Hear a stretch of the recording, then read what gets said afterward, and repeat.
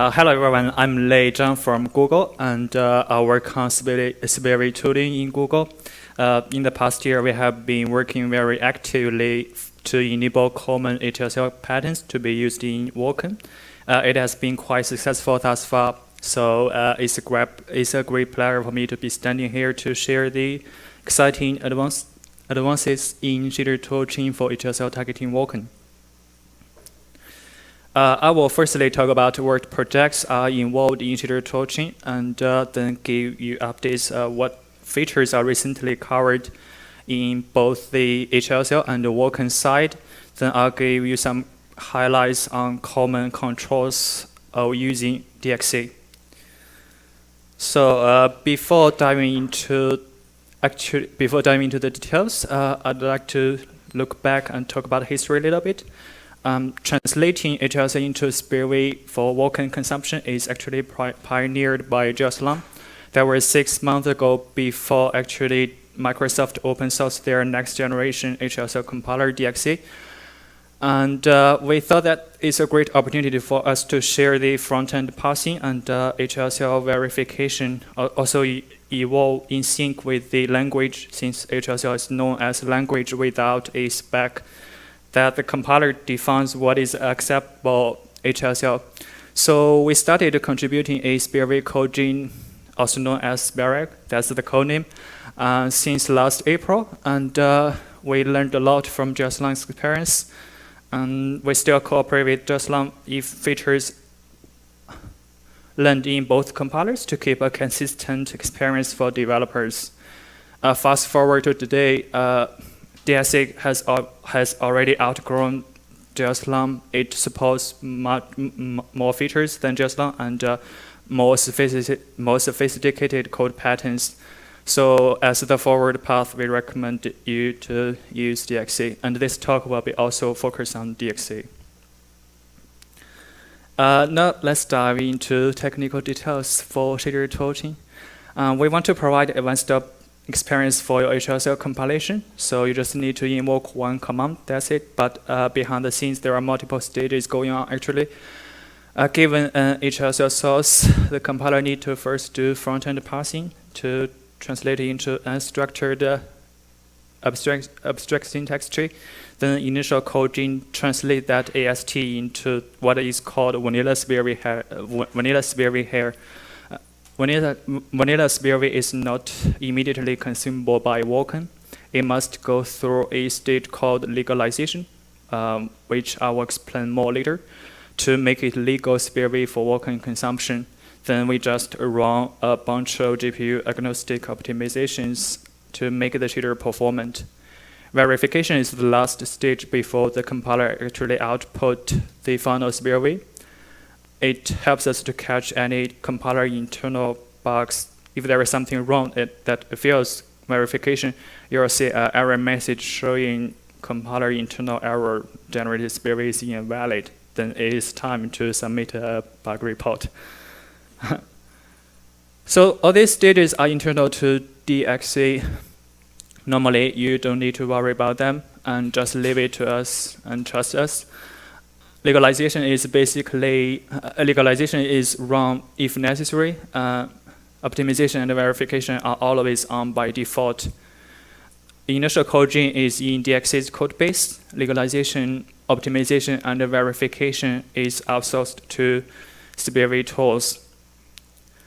Besides about 2 projects, there is another project you may want, that is spirv reflect. Especially reflection is part of your workflow. I'll also talk about this project. So about legalization. As said before, legalization is a must for certain HLSL workloads. This is because HLSL is a fairly permissive and flexible language. You can be very creative when writing your source code, like grouping resources into structs or structs, passing those structs into various functions, and then use getter functions to retrieve struct fields when actually doing operation on the resources. Basically, all those kind of C++ object-oriented-ish stuff. And these code patterns, if you translate it literally, it will generate spirv that is illegal for Vulkan consumption. Previously, HLSL can only be compiled by FXC. So FXC is a highly optimizing compiler. So drivers are expecting HLSL-derived artifacts to have FXC equivalent transformations done. That means we need transformations to legalize the spirv to make it much simpler and more streamlined, like DXBC generated from FXC. These transformations are nothing special than normal compiler optimization transformations. So they share the same infrastructure as optimization within spirv tools. This is an entirely new area for Vulkan. We have been largely addressing legalization issues in recent months, and it has been quite successful thus far. We have covered all the cases that we are aware of, but certainly we may miss something. So if you found one, please don't hesitate to fire issue towards us. I'll give 2 examples to make legalization a little bit easier to understand. So in this simple code, we have grouped a texture and a sampler into a struct, and then we pass the struct into a function and do sample inside the function. This code, if you translate it literally, is not accepted by the drivers. It is illegal spirv for Vulkan because both textures and samplers are translated into opaque types in spirv. Vulkan does not allow writing to opaque type right now, at least.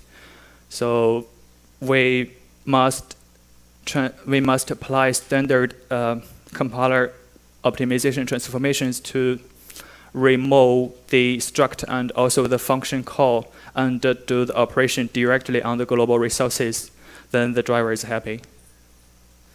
A similar example here, we are passing a append structured buffer around. Note that this is not copy. This is actually creating aliases out of the original buffer. And it's like passing pointers around. And this code is also, if you literally translate it, is not accepted by the driver. We need to apply transformations to remove the function call and also local aliases.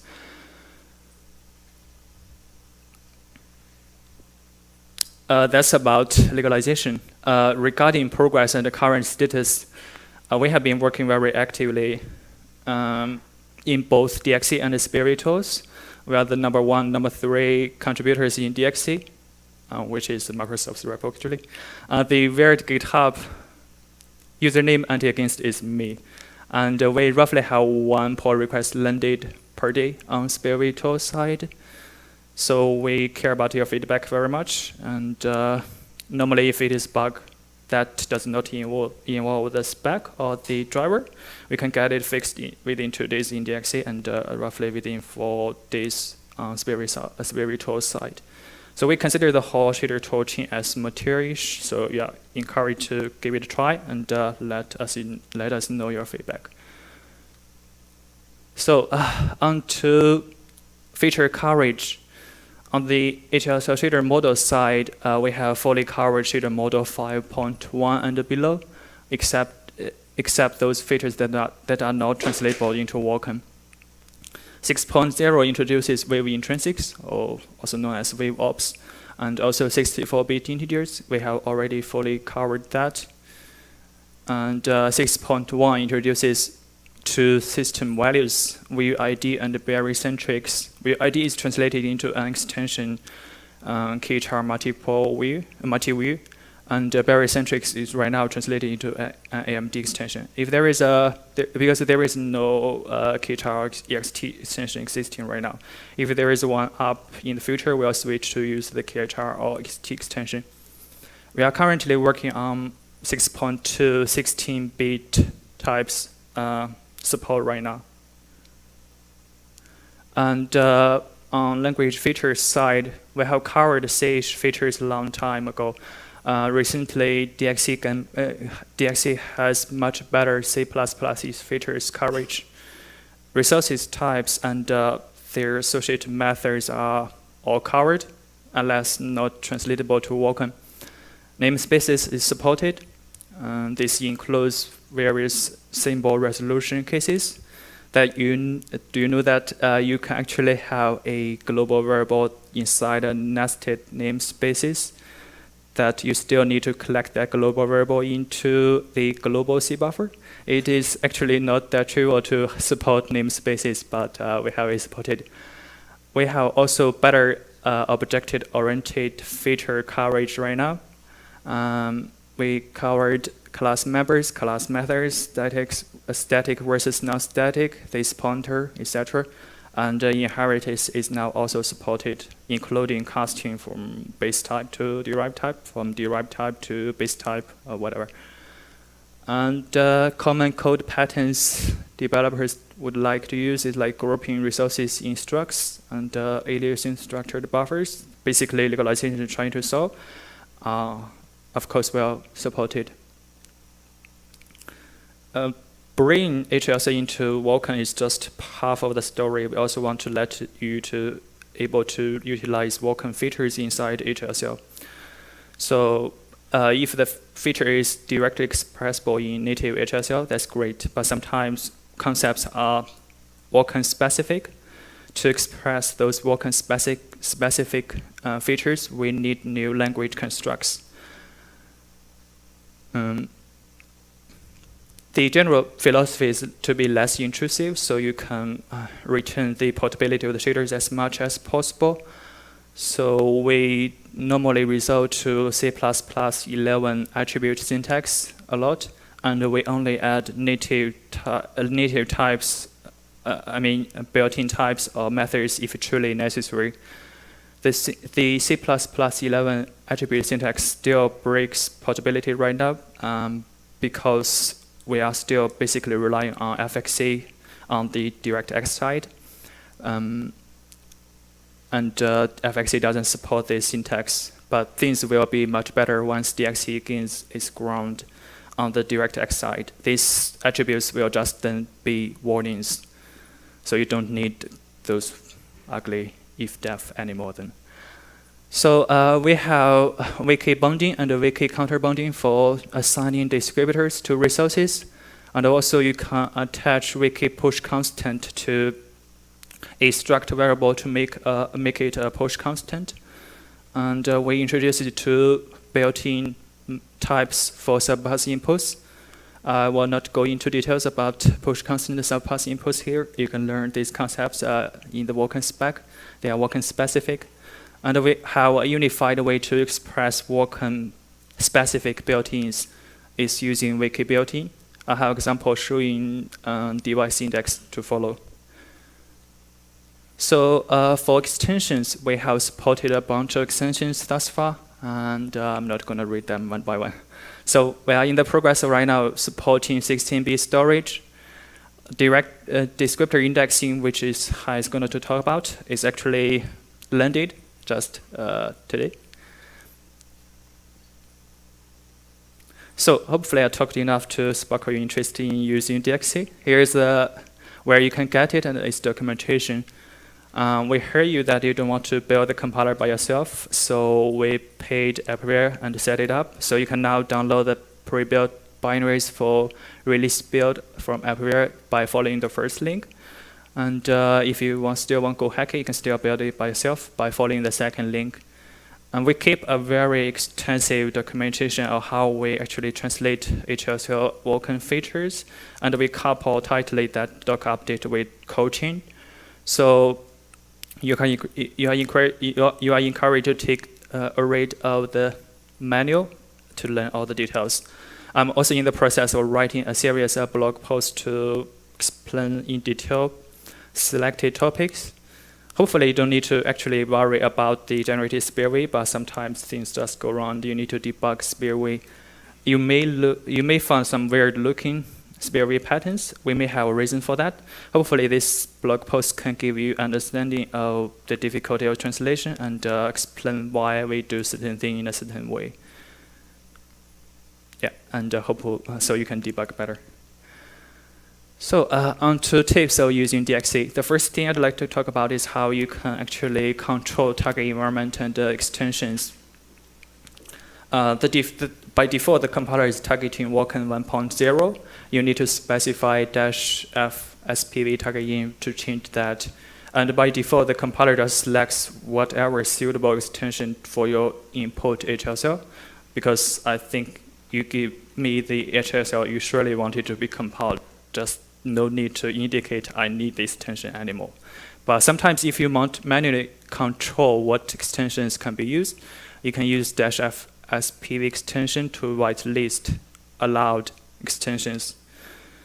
Example of using target environment. In this simple code, we are using wave-get lane index, which is translated into Vulkan 1.1 subgroup ops, as Daniel said previously. So if you are using the default settings, the compiler will show you a clear error message showing that this is a Vulkan 1.1 features, but it is not permitted to use. If you specify -spv target in, then the compiler is happy. Basically, just trying to let it explicit. And for extension, we have this pixel header, which takes 2 input variables that requires 2 extensions. This is also how you can use the wiki built-in for specifier built-in. If you are just using the default settings, the compiler just go ahead and emit spirv that requires both extensions, device group, and multi-view.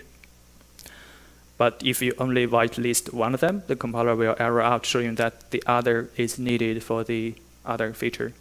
And you can use ktar as a special value here to whitelist all ktar extensions, because ktar extensions are just special, maybe. And the second and the third thing I'm going to talk about is all about resource management in DXC, because resource management is likely to be the majority of your work when porting stuff from DirectX to Vulkan. So we are trying our best to provide multiple control methods so that you can choose from to satisfy your needs. This one is about assigning resource descriptor. You can use wiki bounding and wiki counter bounding to specify in the source code. This is the most explicitly control. It overrules the others, or you can reuse register annotations. But one thing to notice is that register annotation has 3 levels of control. It has space, register type, and register number. But we only got 2 in Vulkan. It is set number and bounding number. So register type is ignored. That means sometimes we may map multiple resources into the same descriptor. Then you'll need the command line option to shift the bounding to make them not overlap. So example to show this, we have 5 resources here, 2 samplers, 2 textures, and 1 UAV. On the command line, we set to shift all samplers in set 1 by amount 10. So sampler 1, which is in descriptor set 0, is not affected. It's still taking bounding number 1. But sampler 2 in descriptor set number 1 is affected, is taking bounding number 11 now, shift by amount 10. Similarly for the textures, they are all affected by the command line shift because we are specifying all as the value means effective for all sets. So 2 textures are all taking 52 instead of 2.